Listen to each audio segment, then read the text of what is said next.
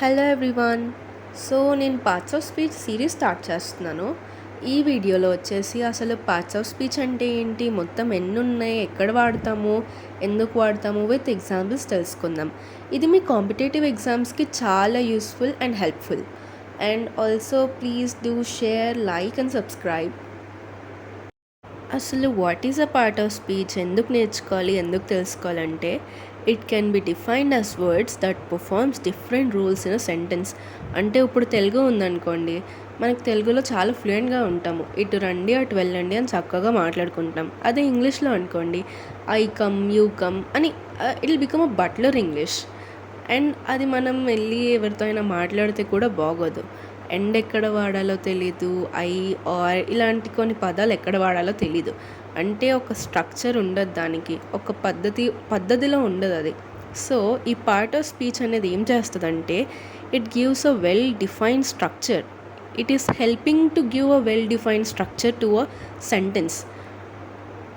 So parts of speech నేర్చుకోవడం వల్ల ఏ words అనేవి ఎక్కడ వాడాలో కరెక్ట్గా తెలుస్తుందంట. ఇంకా మనం ఇంగ్లీష్లో కూడా ఫ్లూయెంట్గా ఉంటాం, అంటే ఇంగ్లీష్ మాట్లాడడంలో. సో సింపుల్గా చెప్పాలంటే this acts as a basic concept. Total there are 8 parts of speech. మొత్తం మీద 8 పార్ట్స్ ఆఫ్ స్పీచ్ ఉన్నాయి. అవి noun, pronoun, verb, adjective, adverb, preposition, conjunction and interjection. So లైన్గా ఒక్కొక్క దాని గురించి డిస్కస్ చేద్దాం. The first one is noun. Noun అంటే it is use to name people, places, animals, ideas and things. సింపుల్గా చెప్పాలంటే నౌన్ అంటే ఒక పేరు. మనం దేనికైనా పేరిస్తే దాన్ని నౌన్ అని అంటాం. అది ఒక వ్యక్తి పేరు అవ్వచ్చు, ఒక ప్లేస్ పేరు అవ్వచ్చు, యానిమల్ పేరు అవ్వచ్చు, అదొక ఐడియా అవ్వచ్చు, ఒక థింగ్ అవ్వచ్చు. దేని పేరైనా మనం నౌన్ కిందనే దాన్ని తీసుకొస్తాము. ఇప్పుడు మీ పేరు ఉంది, మీ పేరు కూడా ఒక నౌనే. మీరు సపోజ్ వైజాగ్లో ఉంటున్నారు అనుకోండి, వైజాగ్ కూడా నౌనే. మన ఛానల్ పేరు ఉంది, మన ఛానల్ పేరు కూడా నౌనే. ఎగ్జాంపుల్స్ చూద్దాం. Ram is playing. అక్కడ రామ్ అనేది ఒక వ్యక్తి పేరు, సో అది ఒక noun. Next example, cow is giving milk. Cow అనేది ఒక యానిమల్, అదొక యానిమల్కి ఇచ్చిన పేరు కౌ, సో కౌ కూడా ఒక నౌన్. నెక్స్ట్ మీరు ట్రై చేసి చెప్పండి. Hyderabad is a beautiful city. So ఇక్కడ నౌన్ వచ్చేసి హైదరాబాద్, బికాస్ అది ఒక సిటీ పేరు కాబట్టి. The second one is pronoun. It is used instead of noun. అంటే నౌన్కి బదులు దీన్ని వాడతామని అర్థం. Example, he, she, it, they. Suppose Riya అని ఒక పేరు ఎగ్జాంపుల్ తీసుకుందాం. ఇప్పుడు రియా మార్నింగ్ లేచింది, రియా ఆ పని చేసింది, రియా ఈ పని చేసింది అని ఊరికే మనం పేరు వాడడం కదా. రియా లేచింది అని ఫస్ట్ ఒక పేరు స్పెసిఫై చేసేస్తాము. తర్వాత ఆమె ఆ పని చేసింది, ఆమె ఈ పని చేసింది అని ఆమె అని సంబోధిస్తాం కదా. అలాగే ఇక్కడ కూడా నౌన్ అంటే ఒక పేరు. ఊరికే ఆ పేరుని వాడకుండా హీ, షీ, ఇట్, దే అని ఇలాంటి ప్రొనౌన్స్ వాడతాము ఒక నౌన్ని బదులు. మళ్ళీ ఆ నౌన్ని మళ్ళీ చెప్పే బదులు ఒక ప్రొనౌన్ని వాడతాము. ఎగ్జాంపుల్స్ చూద్దాం. He is watering the plants. ఇక్కడ హీ అనేది ప్రొనౌన్, ఎందుకంటే ఒక పేరు బదులు అతను, హీ అని వాడాం. Next example, she is dancing. ఇక్కడ షీ అనేది ప్రొనౌన్, ఎందుకంటే ఆమె డాన్స్ చేస్తుంది అని సంబోధిస్తున్నాము. అండ్ నెక్స్ట్ వన్ మీరు ట్రై చేసి చెప్పండి. They are playing. So the third one is verb. Verb అంటే it denotes actions that are performed by noun or subject. అంటే అసలు ఈ నౌన్ అనేవాడు ఏం చేస్తున్నాడు, ఏం యాక్షన్స్ చేస్తున్నాడు, అసలు ఏం పని చేస్తున్నాడు అని వర్బ్ చెప్తుంది అన్నమాట. ఎగ్జాంపుల్స్ చూద్దాం. Ram is walking in a park. ఇక్కడ రామ్ అంటే ఏంటి, నౌన్. రామ్ ఏం చేస్తున్నాడు, వాకింగ్ చేస్తున్నాడు. అంటే ఈ వాకింగ్ అనేది వర్బ్ అన్నమాట. ఏం యాక్షన్, అన్ని యాక్షన్స్ వర్బ్ కిందే వస్తాయి. ఇక్కడ చూడండి, రామ్ ఒక నౌన్, ఏం చేస్తున్నాడు, వాకింగ్. అదేంటిది అది verb. Second example, they are playing hockey. ఇక్కడ దే అంటే ఏంటి? ప్రొనౌన్. అసలు వాళ్ళు ఏం చేస్తున్నారు, వాళ్ళు ఏం యాక్షన్ చేస్తున్నారు? ఆడుకుంటున్నారు. ఆడుకోవడం అంటే ఏంటి? యాక్షన్. యాక్షన్ అంటే దేని కింద వస్తుంది? వర్బ్. సో థర్డ్ది మీరు ట్రై చేసి చెప్పండి. Riya is studying for her exam. So the fourth one is adjective. Adjective అంటే describes about noun or pronoun. ఇందాక మనం ఏం చూసాం? వర్బ్. వర్బ్ ఏం చెప్తుంది? నౌన్ ఏం యాక్షన్ చేస్తుందో చెప్తుంది. యాడ్జెక్టివ్ ఏం చేస్తుంది? నౌన్ గురించి డిస్క్రైబ్ చేస్తుంది. నౌన్ ఎలా ఉంది, అసలు నౌన్ ఎలాంటిది అన్నది డిస్క్రైబ్ చేస్తుంది. ఎగ్జాంపుల్స్ చూద్దాం. Linda's hair is gorgeous.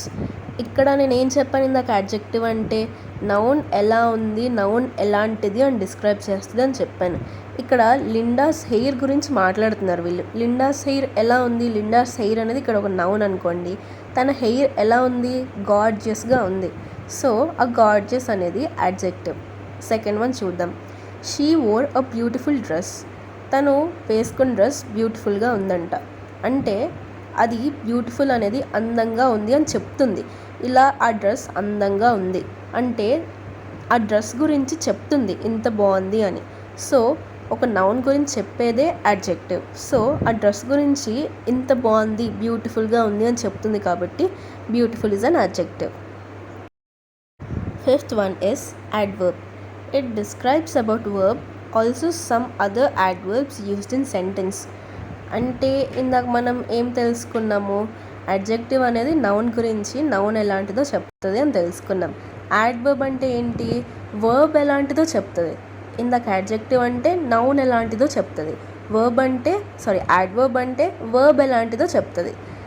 అప్పుడప్పుడు దీని గురించి అదే చెప్పుకుంటుందంట. యాడ్వర్బ్ గురించి కూడా ఇదే చెప్పుకుంటుందంట. సో మనకి ఇక్కడ యాడ్వర్బ్లో ఒక చిన్న ట్రిక్ ఉంది. ఇప్పుడు ఎల్వైతో ఎండ్ అయ్యే ప్రతి అడ్జెక్టివ్ యాడ్వర్బే అవుతుందంట. ఒకవేళ ఆ అడ్జెక్టివ్ కూడా ఎల్వైతోనే ఎండ్ అయితే ఆర్ వైతో ఎండ్ అయితే దెన్ అది ఐలా అవుతుందంట.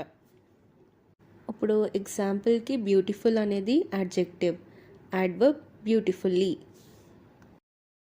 ఎగ్జాంపుల్స్ చూద్దాం. He is extremely worried. ఇక్కడ వరీడ్ అంటే ఏంటి? చింతించడం. చింతించడం అంటే ఏంటి? అదొక యాక్షన్. యాక్షన్ అంటే ఏంటి? వర్బ్. ఎలా చింతిస్తున్నాడు? ఎక్స్ట్రీమ్గా చింతిస్తున్నాడు. వరీడ్ అనేది వర్బ్. ఎంత చింతిస్తున్నాడు? ఎక్స్ట్రీమ్గా. ఎక్స్ట్రీమ్ అనేది యాడ్వర్బ్, ఎందుకంటే వర్బ్ గురించి చెప్తుంది కాబట్టి. సెకండ్ ఎగ్జాంపుల్ చూద్దాం. She spoke softly. ఇక్కడ స్పోక్ అంటే ఏంటి? మాట్లాడింది.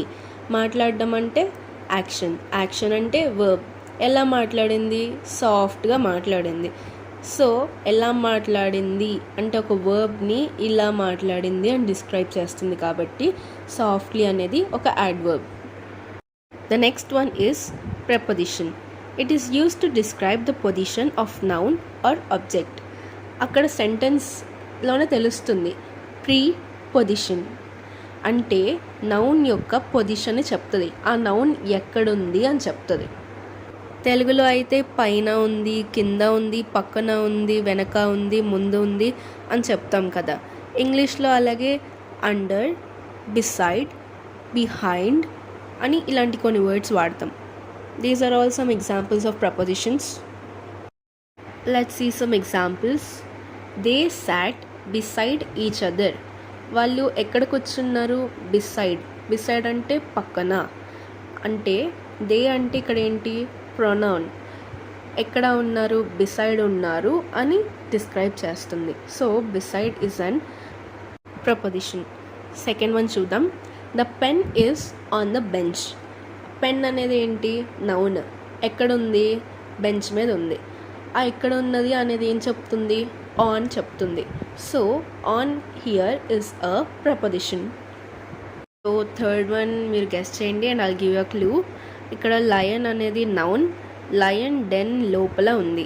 లోపల ఉంది అని ఇక్కడ ఏం డిస్క్రైబ్ చేస్తుంది? So the next one is conjunction. It is use to connect two different sentences. అక్కడ వర్డ్ ఆ సెంటెన్స్లోనే తెలుస్తుంది. కంజంక్షన్. జంక్షన్ అంటేనే ఏంటి? దేన్నైనా కలపడాన్ని జంక్షన్ అంటారు. సో ఇక్కడ ఇది ఏం చేస్తుందంటే ఒక 2 సెంటెన్సెస్ని కలుపుతుంది. ఈ ముందు ఉన్న సెంటెన్స్కి ఒక మీనింగ్ ఉంటుంది, ఇటుపక్క ఉన్న సెంటెన్స్కి ఒక మీనింగ్ ఉంటుంది. మధ్యలో అండ్, ఆర్, బట్ ఇలాంటి కొన్ని కంజంక్షన్స్ వాడి కలుపుతారు. ఎగ్జాంపుల్స్ చూద్దాం. My shoes look great but are not very comfortable. ఇక్కడ మై షూస్ లుక్ గ్రేట్ అనేది ఒక sentence, are not very comfortable అనేది ఒక సెంటెన్స్. ఈ రెండింటిని ఏం కలుపుతుంది? బట్. ఇప్పుడు మై షూస్ లుక్ గ్రేట్ దానికి ఒక మీనింగ్ ఉంటుంది, నాట్ వెరీ కంఫర్టబుల్ దీనికి కూడా ఒక వేరే మీనింగ్ ఉంది. ఈ రెండింటిని ఏం కలుపుతుంది? బట్. సెకండ్ ఎగ్జాంపుల్ చూద్దాం. I did not go to work today because I was not feeling well. ఇక్కడ I did not go to work today, నేను ఈరోజు పనికి వెళ్ళలేదు ఎందుకంటే నాకు ఒంట్లో బాగాలేదు. I did not go to work today అదొక సపరేట్ సెంటెన్స్, దానికి ఒక సపరేట్ మీనింగ్ ఉంది. I was not feeling well ఇది కూడా ఒక సపరేట్ సెంటెన్స్ అండ్ దీనికి కూడా ఒక మీనింగ్ ఉంది. ఈ రెండింటిని ఏది కలుపుతుంది? Because. I did not go to work today because I was not feeling well. So ఇక్కడ బికాస్ 2 సెంటెన్సెస్ని కలుపుతుంది కాబట్టి it is said to be a conjunction. And the last one is interjection. It is used to express strong emotions of feelings. అంటే మనం shock అయినప్పుడు కానీ, ఎక్కువ like happiness or excitement or బాధ ఇలాంటివి వచ్చినప్పుడు మనం కొన్ని లైక్ వర్డ్స్ వాడతాము, వాటిని ఇంటర్జెక్షన్స్ అంటారు. ఎగ్జాంపుల్స్ చూద్దాం. Hurray, we one the match. ఇక్కడ హుర్రే అనేది ఒక ఎగ్జైట్మెంట్, మ్యాచ్ గెలిసాము అన్న ఒక excitement. So here it is marked as an interjection. Ouch, that really hurt badly. ఇక్కడ ఔచ్ అనేది ఒక పెయిన్, సడన్ పెయిన్ని మనం ఎక్స్ప్రెస్ చేస్తున్నాం. So here ouch is an interjection. And third one మీరు ట్రై చేసి చెప్పండి. సింపుల్గా గుర్తుంచుకోవాలంటే ఇంటర్జెక్షన్స్ పక్కన like we have an exclamatory mark, దాన్ని చూసైనా అది ఒక ఇంటర్జెక్షన్ అని చెప్పొచ్చు. So thank you everyone for watching this video and stay tune for part 2. Part 2లో టైప్స్ గురించి డిస్కస్ చేద్దాం. Thank you.